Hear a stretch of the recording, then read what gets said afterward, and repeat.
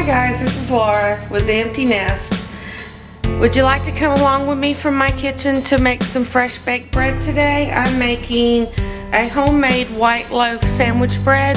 Stick around if you're interested.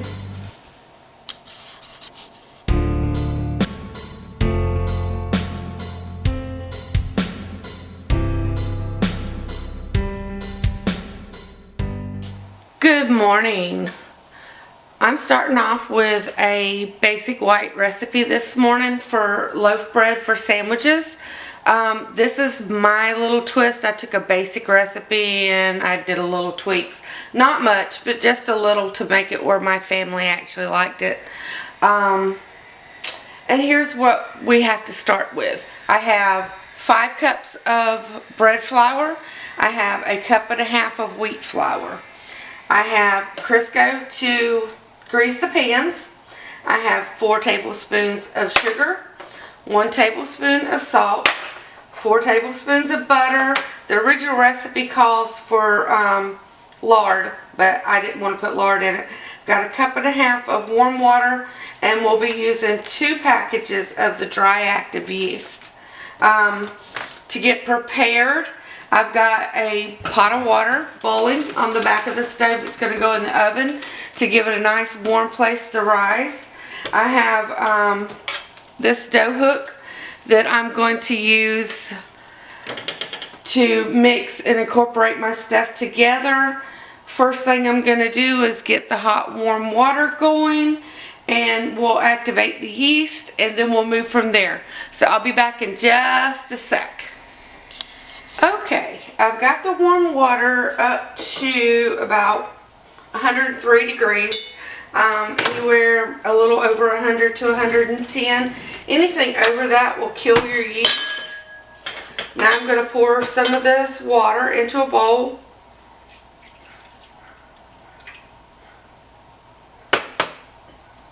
And I'm going to add my yeast.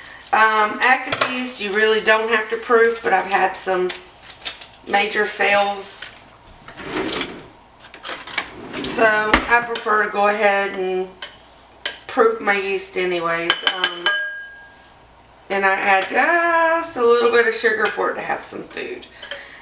While I get all that together, I'm going to go ahead and while that proofs, I'm going to go ahead and add my sugar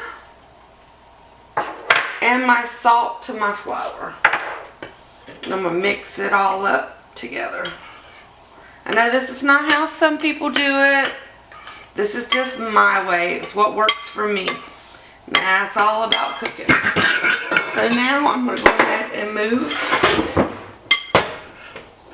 my stand mixer bowl. While I'm waiting on that to proof, I can go ahead. And I've got 1 pan already done. This makes 2 loaves. And I'm going to go ahead and just, I don't like touching it. You can do it with your hands. You can also use butter to do this. I was taught to do it with the Crisco, and that's just the way I do it. It's always worked for me. It's never failed, so it just makes sense to use what works. And you do it pretty much, just get all the corners coated up the sides, a little bit on the, if you got one of these pans that has the, you want to do that too so it doesn't stick, as well as, this is my husband's grandmother's pan. It was gave to me a few years ago. And I've already greased it.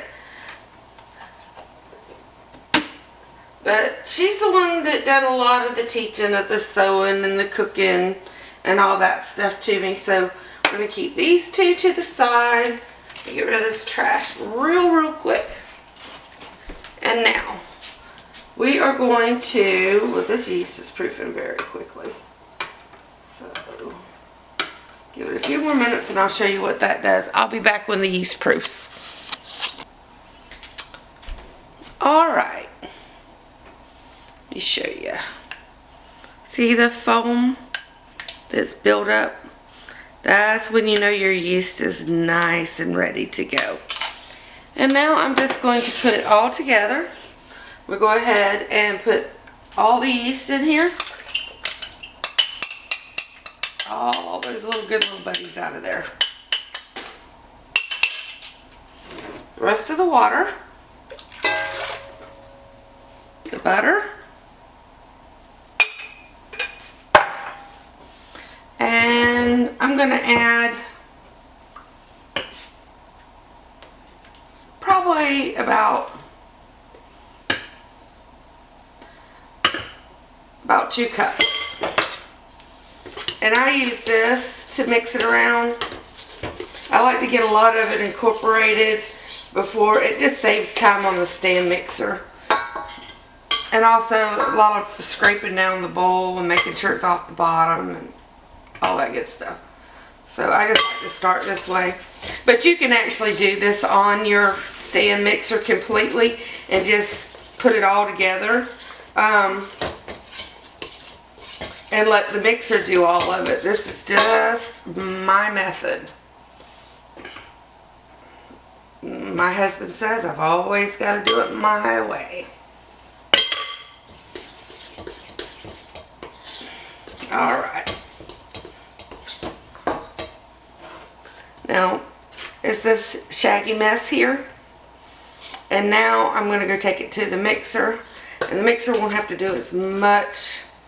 It'll be able to incorporate more because it's not playing around with just trying to get the water and the flour incorporated together. Now it has something to work with. And yes, I have washed my hands. My hands are all nice and clean, which I'm fixing to go wash them again for a second. And I will be right back with over at the mixer. Okay, we're over at the stand mixer, ready to go. We're just going to go to the first setting.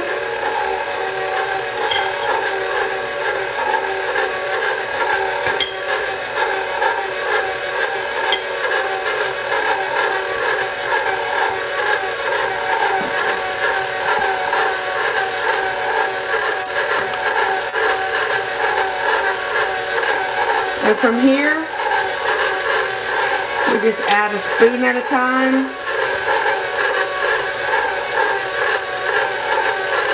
And incorporate. And don't get really impatient. Let the flour incorporate because it'll look like it's needs more water or more flour, and it really, when it does that, give it about 30 seconds to a full minute to see what it's gonna do, because it can work itself out. Because if you get into this back and forth, I'll add a little flour and then I'll add a little water, you're never going to equal it out. You're going to have a mess, and your product's not going to turn out to where it tastes really well either, and your dough is probably going to be very tough. So turn it up just a hair.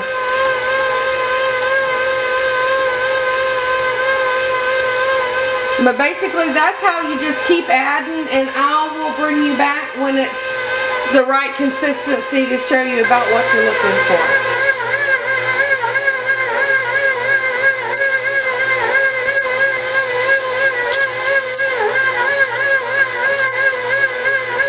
Okay, we are about there. I wanted to show you something. See how it could still use a little bit of flour. It's had all its flour. So I'm going to grab some flour to add just a little bit more, and it should be just fine.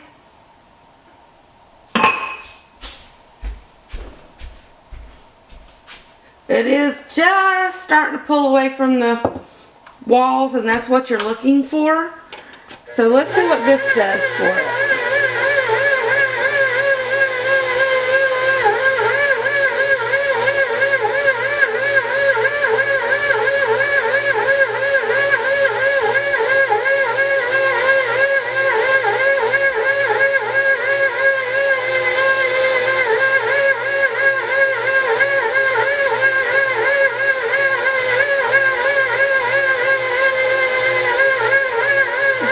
kind of rainy and cold here, and the moisture in the air can mess with it just a tad.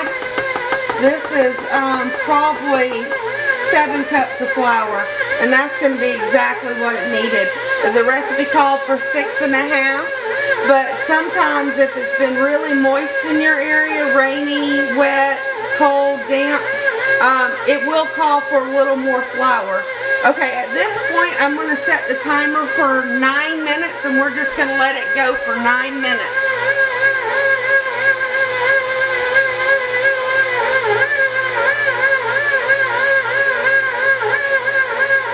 But I want to show you something real quick. Just the difference in that little bit of, but now that's what you're looking for. That it's tacky a little bit, but it doesn't come off on your fingers. It doesn't stick to you. So just turn it on and let her knead for 9 minutes. I'll bring you back when she's ready to take and put in the bowl and let her rise the first rise.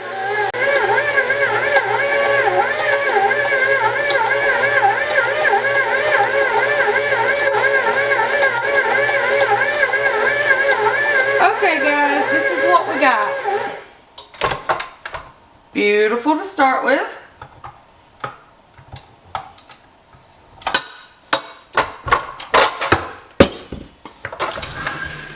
Put you back home.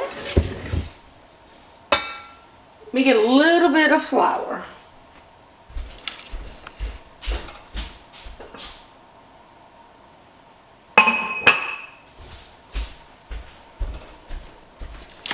Alright, a little bit of flour here.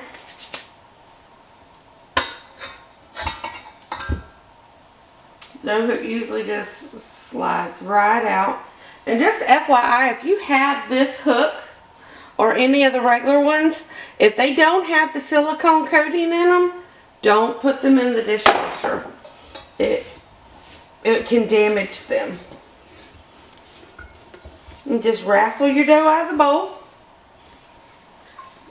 Very soft, very pliable. See, it's not sticking at all. And you don't add a lot of flour at this point. You don't want any flour at this point. Everything is incorporated and it's just soft. See the texture? It's just elastic. Lovely, lovely, lovely. Let me grab my bowl that I'm going to slide her in.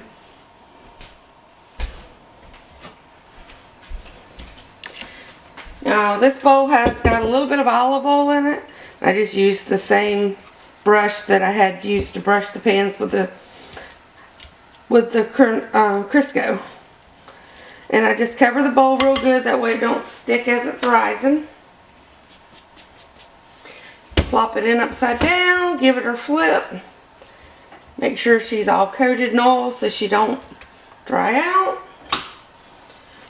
Let me grab a tea towel. I'm going to cover it with a clean tea towel. And I'm going to put it in my oven because that's going to be the warmest place to put her. And I have a pan of water that I've been boiling, and it's stuck down, that makes a really nice warm humid environment for it to rise. And I'm going to bring you back in about an hour when she's doubled in size, and I'll show you how to make loaves out of her and do the second rise. Okay, an hour on the clock, and I'm going to clean this mess up and get ready for my next adventure today.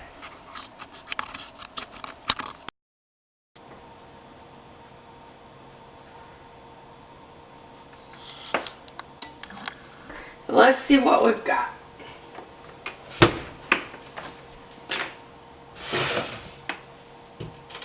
Quite beautiful. Now we're just going to knock all the air out of it.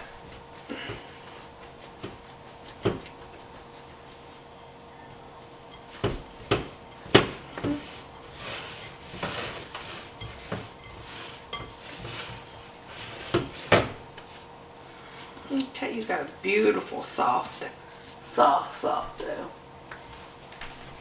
Okay.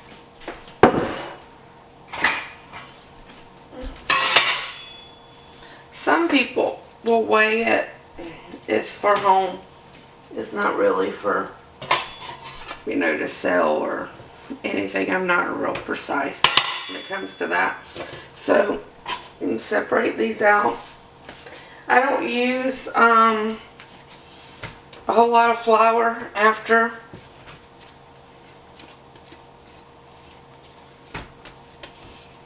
I just basically, I'm going to get my rolling pin.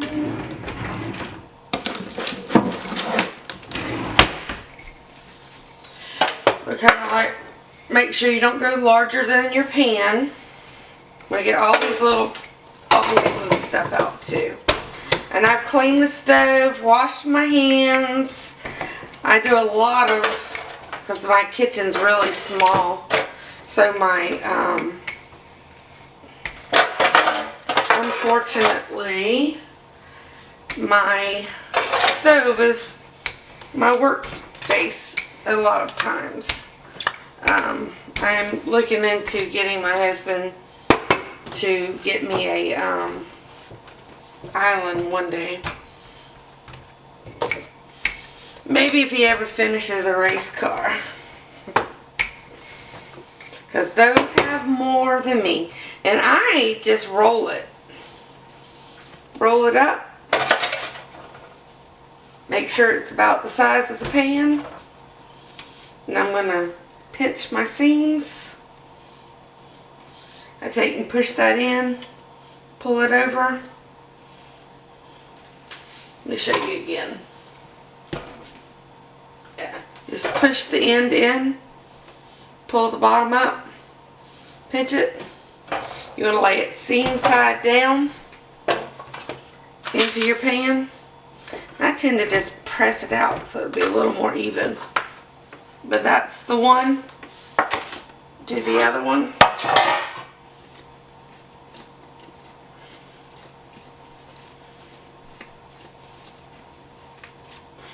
Okay. And just basically, you could roll it out. You want to get all these bubbles out because those will be big air bubbles in your bread as well. So you just want to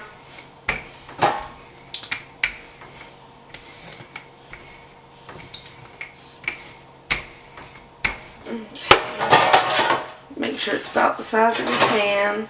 I just kind of like fluff it up. Get it off my stove. And that bubble right there, chasing down. Okay. And again, just roll it up. Pinch it close. Push it in. And yes, I mean, it's a white recipe, but I put a cup and a half of wheat flour in it just for a little extra. I guess to make me feel less guilty about it being white bread and a little more healthy. But I don't think that really makes that much of a difference. I also lots of times will use my the Himalayan salt instead of regular salt. Just adds a few more minerals. But there we have it. And these are going to go back into the oven for about 35 to 45 minutes until they rise just about an inch over the pan. You don't want to rise much higher than that because they can actually fall in on themselves. They're going to get an oven spring as well, and you'll just get a prettier loaf if you let it rise to about an inch over the pan. Not much more than that. And it's going to get covered with the tea towel again, just some linen. You can use just about anything. I just use these linen towels from IKEA. I'm going to put it back in the warm oven. I'm going to reheat this pan. Just pop it in there in a minute. Okay. And just make sure your towel's not caught by anything because it will stick and prohibit it to rise as far as it was going to rise. And I will bring you back as soon as they're ready to go into the oven. I'm also going to pull them out halfway through and put them on top of the oven and preheat the oven. I'll see you back when we're ready to bake. Okay guys, it's been about 48 minutes. I've got my pan of water boiling to go in the oven.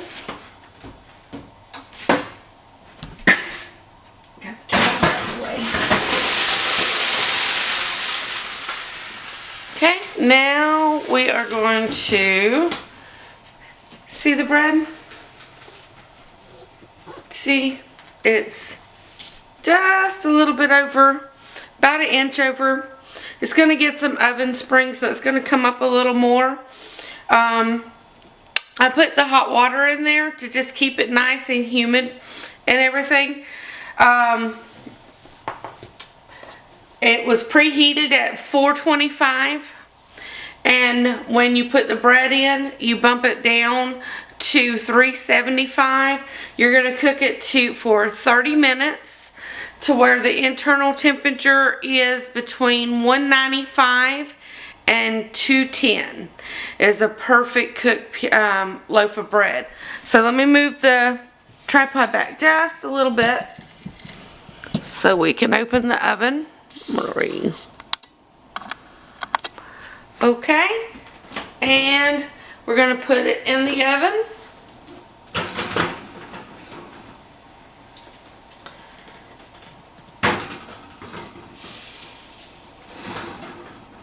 Okie dokie. Set the timer for 30 minutes.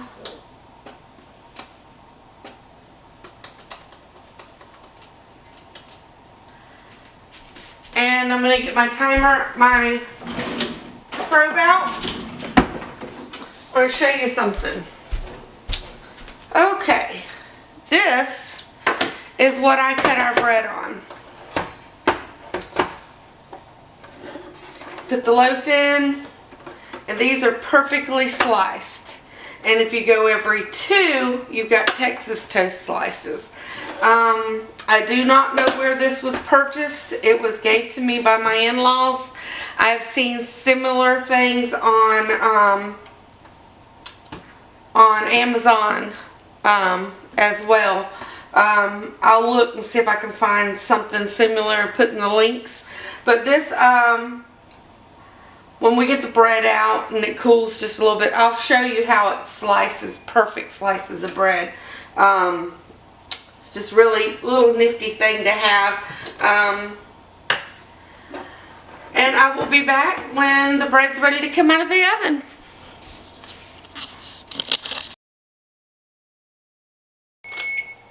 Okay, I have pulled them out of the oven and they are at 201 degrees.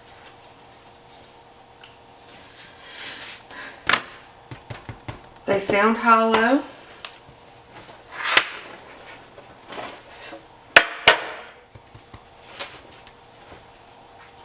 You don't want to leave them in the pan to cool, because condensation will develop and make the bottom of the bread soggy.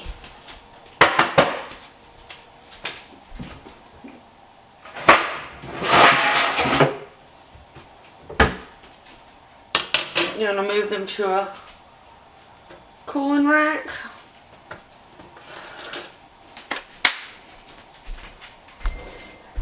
And you want to brush them with butter.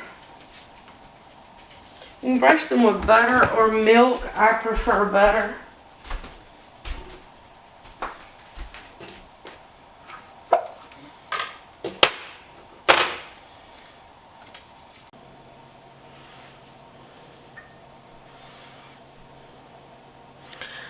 Okay, it's all cooled. Let's see what we got here.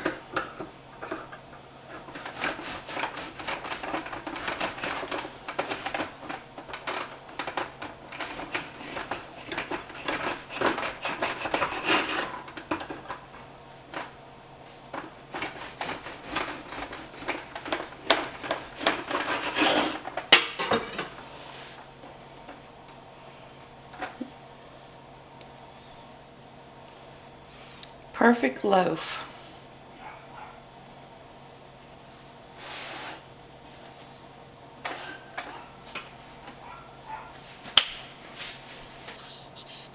Thank you for watching, and hit the like button.